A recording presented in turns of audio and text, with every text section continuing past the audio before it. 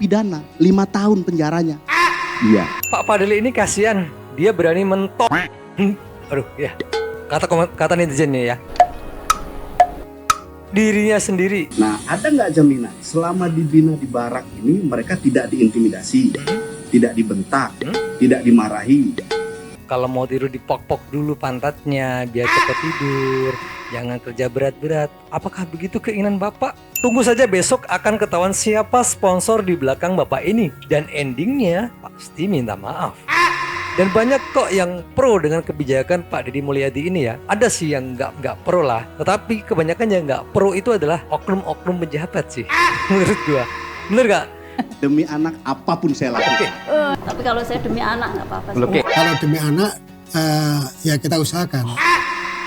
Kok jadi sama ya? Cinta tanah air, disiplin, Masuk, bangun Pak. pagi, olahraga dan sebagainya, apakah itu salah? Kayak negara ini anak yang tawuran, anak yang apa selama ini kemana? Negara ini Betul, Bu. kemana? Nah, Anak-anak berarti yang kan yang nggak saya bilang tawuran. tadi negara dan orang tua. Nah, negara Bukan itu kan tugas identiknya militer. sama pemimpin. Namun daripada kita ngarepin dari pemerintah, anggota dewan yang sibuknya nggak tahu ngapain. Ada bapak dewan ya? Maaf ya Pak ya. Mantap, ibu ini mewakili sebagian masyarakat Jawa Barat yang cinta atas gebrakan KDM. Bukan Jawa Barat doang kak, provinsi lain juga kepingin. Ketua DPRD Provinsi Jawa Barat, Ono Surono, mendesak Gubernur Deddy Mulyadi untuk mengembalikan alokasi bantuan. Ono Surono jangan dipilih pemilu berikutnya. Siapa yang setuju? Siapa yang setuju nih? Langsung dijawab, masukin aja ke tong sampah wae. Waduh, nyari panggung doang itu.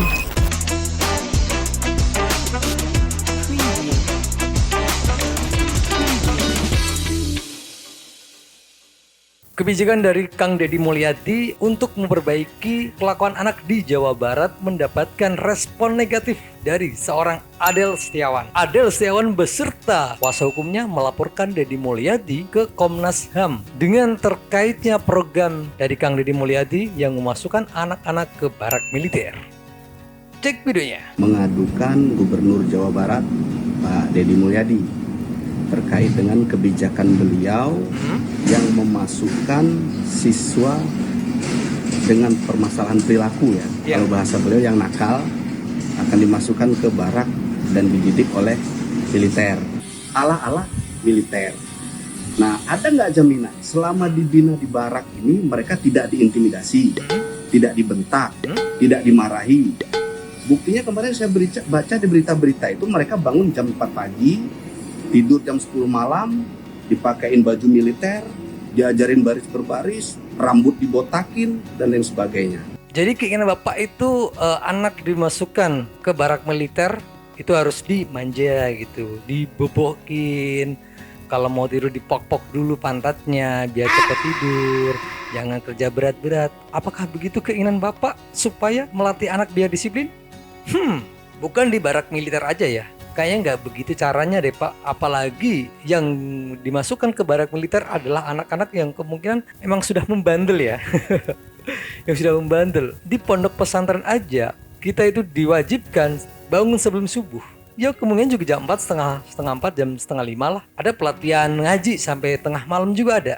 Jadi menurut gua itu sih hal yang lumrah ya. Nah gua ada pertanyaan buat Kang Adel Setiawan ini. Kalau di rumah anaknya ditimang-timang dulu sebelum tidur, terus harus diwajibkan bubuk sore? Enggak kan?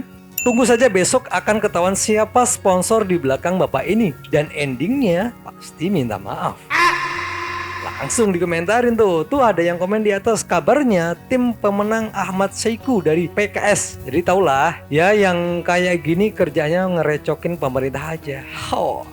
Ini komentar dari netizen ya. Gue juga sempat berpikir nih orang kayaknya berani banget gitu ya. Bukan masalah berani nggak berani untuk menyuarakan suara kita ya ke pejabat tinggi. Cuma dia itu terlalu berani, dan banyak kok yang pro dengan kebijakan Pak Deddy Mulyadi ini ya. Ada sih yang nggak pro lah, tetapi kebanyakan yang nggak pro itu adalah oknum-oknum pejabat sih. Menurut gue. Bener nggak? Bener nggak teman-teman? Kalian bisa tulis di kolom komentar deh. Bener gak nih? Saya terima kasih atas kritik, saran, bahkan tuduhan dan pelaporan sebagai gubernur yang melanggar hak asasi manusia, melanggar hak-hak anak. Bagi saya ini adalah bagian dari resiko yang mesti saya hadapi. Betul, Pak. Di tengah-tengah concern dan upaya saya agar anak-anak di Jawa Barat memiliki masa depan yang baik. Apabila Bapak dan Ibu memiliki konsen dan keberpihakan terhadap anak-anak di Jawa Barat yang berperilaku khusus, maka kami dengan tangan terbuka mengajak untuk bersama menyelesaikan. Nah tuh udah langsung ditanggapin oleh Kang Deddy Mulyadi ya. Kalau kalian punya konsep sendiri atau Pak Adil punya konsep sendiri untuk mendisiplinkan anak-anak yang berperilaku khusus, bisa deh ngebuat konsep sendiri. Kalau niatnya memang untuk memajukan anak-anak di Indonesia ini, khususnya di Jawa Barat loh. Nggak sekedar cuap-cuap, nggak sekedar ngebacot sana ngebacot sini. Demi anak apapun saya lakukan. Tapi kalau saya demi anak nggak apa-apa. Kalau demi anak, ya kita usahakan. Kok jadi sama ya? Kok jadi sama konsepnya kayak Ibu Aura dan Bapak Aura Cinta? Itu sama konsepnya dengan Pak Adil Setiawan ini. Sejalur gitu loh. Tapi nggak menutup kemungkinan ya, kita sebagai orang tua pastilah akan melakukan hal yang terbaik apapun demi anak kita. Semua orang tua pasti menginginkan apapun yang terbaik untuk anak. Nggak cuma kalian bertiga doang sih. Bukan tanah liat yang bisa dibentuk atas kemauan orang tua atau gubernur. Bukan. Jadi saya melihat ini program ini adalah kemauan orang tua dan kemauan gubernur. Ya, gubernur tanpa lagi memperhatikan kemauan anak. Pernah nggak Ibu tanya, kenapa sih kamu main game terus? Kenapa sih kamu nggak mau belajar? Apa masalah kamu? Kamu kurang apa? Ayo dong cerita. Harusnya ditanya dong, apa kemauan murid ini, kemauan anak? Betul. Itu betul sekali. Masuk akal juga kata-kata Pak Adil ini. Apakah sudah diterapkan dengan anak Bapak sendiri? Dan apa hasilnya Pak? Berhasilkah? Nggak semua keinginan anak itu kita turuti ya. Karena kita sebagai orang tua itu menuntun dan mencarikan solusi yang terbaik buat anak. Bukan 100% harus menuruti anak. Beda konteksnya. Nyuruhnya jam 1, berangkatnya jam 3. Berarti kan emang nggak disiplin nih. Nah. Maka dari itu dengan adanya program Pak Deddy untuk anak-anak yang maaf ya kalau kata orang mah nakal, kalau menurut saya bukan anak nakal, anak yang emang membutuhkan sarana perhatian dari seorang pemimpin. Itu loh. Jadi gimana caranya nih anak ini, selama ini kan nggak ada loh Pak, anak tawuran masuk kantor polisi kan, Betul Bu. anak narkoba masuk kantor polisi. Jadi kalau dengan program ini kan mereka tuh dibimbing, bukan dihakimi. Masuk akal nih kata ibu ini nih. Dari dulu Indonesia memang butuh uluran dari seorang pemimpin ya. Bukan sebuah wacana-wacana, program-program, tetapi tidak tahu, tidak mengerti fakta di lapangan kayak gimana. Nah ini udah ada contoh Kang Deddy Mulyadi dengan kebijakannya. Meskipun ada pro dan kontra, semua kebijakan, semua ide itu pasti ada pro dan kontranya. Sekecil apapun ide lu, pasti ada yang suka, ada yang nggak suka. Wajar. Anak nakal itu ya, anak nakal itu pasti disebabkan oleh lingkungan. Nggak Masuk mungkin akal. anak dari lahir sudah ditakdirkan nakal, nggak ada. Anak nakal memang terpengaruh dari lingkungan, itu memang fakta yang memang nggak bisa dibantahkan ya. Betul. Langsung dijawab oleh Kak Seto. Makna pendidikan itu apa? Makna pendidikan memang bukan memasukkan ilmu sebanyak mungkin ke kepala anak. Tapi makna pendidikan adalah memunculkan potensi anak yang unik setiap anak didik ini.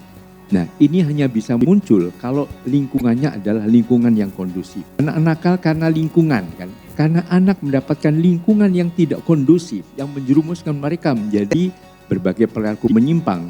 Lingkungan bela negara, lingkungan yang nasionalisme, cinta tanah air, disiplin, bangun pagi, olahraga dan sebagainya. Apakah itu salah? Gimana Pak Adil? Salahkah? Ini udah dijawab oleh Kak Seto loh. Pidana 5 tahun penjaranya. Iya, kalau ini unsurnya dikhawatirkan, makanya saya bilang laporan ke Komnas HAM itu dikhawatirkan terbuka peluang yang sangat luas terjadi pelanggaran HAM. Kan masih dikhawatirkan kayak belum terjadi. Apa nunggu terjadi dulu? Kan harus dicoba programnya kan. Jadi jangan mendahului dong, dijalanin dulu. Jangan baca sana baca sini. Atau gimana pendapat teman-teman kalian? Pro nggak sama kebijakan Kang Deddy Mulyadi? Gue itu di luar Jawa Barat ya, tapi iri nih punya pemimpin seperti ini. Segala sesuatu itu ada prosesnya.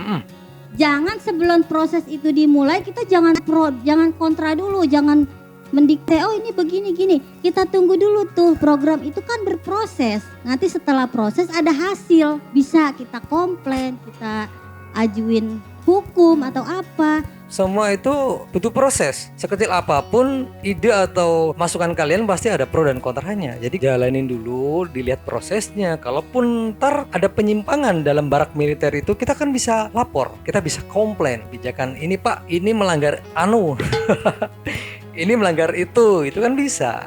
Gitu loh. Sementara kan masih bagus sih. Kak Seto juga selalu memantau, Dinas Pendidikan selalu memantau, Dinas Kesehatan juga selalu memantau. Jadi kemungkinan kalaupun ada penyelewengan, ada masalah, kan sudah ada orang yang berkompeten di bidang itu. Jadi nggak perlu takut lah. Pak Fadli ini kasihan, dia berani mentok. Aduh ya, kata netizen nih ya, dirinya sendiri dengan harapan dapat perhatian publik. Tapi ternyata publik lebih respect dengan ibu-ibu biasa yang ada di sampingnya. Nah kan betul, ibu itu menyuarakan hati para orang tua ya. Nah karena si Pak Adel ini kayaknya bukan orang tua biasa ya. Bukan orang tua biasa, banyak netizen yang bilang ada backingan di belakang oleh Pak Adel ini. Tapi masuk akal kalau melihat dengan ngototnya dia ya, sampai melaporkan Kang Deddy Mulyadi ke Komnas HAM. Itu kayaknya ada udang di balik gimbal ya. Kayak negara ini anak yang tawuran, anak yang apa selama ini kemana? Negara ini kemana? Anak-anak berarti yang kan tawuran. yang saya bilang tadi negara dan orang tua. Nah, negara Bukan itu tugas kan identiknya militer. sama pemimpin. Nah, mungkin dengan jalannya pemikiran Pak Mulyadi itu sebagai seorang Iya, pemimpin, betul. mengatasinya caranya dengan seperti itu, Pak. Daripada kita ngarepin dari pemerintah, anggota dewan yang sibuknya nggak tahu ngapain. Ada Bapak Dewan ya. Maaf ya Pak ya. Langsung tembak aja Bu.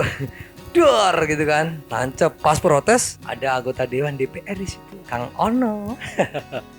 Udah ngapain aja Kang Ono selama ini? Dari kemarin-kemarin ngapain? Kenapa keluar setelah ada kebijakan seperti ini? Hai Kang Ono. Mantap, ibu ini mewakili sebagian masyarakat Jawa Barat yang cinta atas gebrakan KDM. Bukan Jawa Barat doang Kak, provinsi lain juga kepingin. Dan ini juga mewakili kemungkinan ya untuk ibu-ibu, emak-emak atau orang tua seluruh Indonesia. Oke, kita lihat sedikit tentang protesnya Kang Ono ya. Cek videonya. Di mana Bupati Wali Kota se-Jawa Barat pasti merasa terbebani dengan dicoretnya 1,7 triliun bantuan keuangan untuk kabupaten kota se-Jawa Barat yang hanya menyisakan 500 miliar saja, dan itu pun untuk program bantuan jaminan kesehatan untuk para pekerja. Wakil Ketua DPRD Provinsi Jawa Barat Ono Surono mendesak Gubernur Deddy Mulyadi untuk mengembalikan alokasi bantuan keuangan kepada kabupaten dan kota di Jawa Barat yang dipangkas sebesar 1,7 triliun rupiah. Sekarang kita bisa melihat deh, bila mana suatu program atau suatu kebijakan dari pemimpin, kalau rakyat pro dan oknum-oknum pejabat lain itu protes, jadi kebijakan tersebut memang sudah pas, ya kan? Karena Pak Deddy Mulyadi, penjabat dari gubernur, mempangkas banyak anggaran. Jadi ya yang biasanya menikmati hasil dari anggaran itu ya gigi jari ya. Siapa saja yang menikmati hasil itu? Ya oknum-oknum itu tadi. Ahai, Ono Surono jangan dipilih pemilu berikutnya. Siapa yang setuju? Siapa yang setuju nih?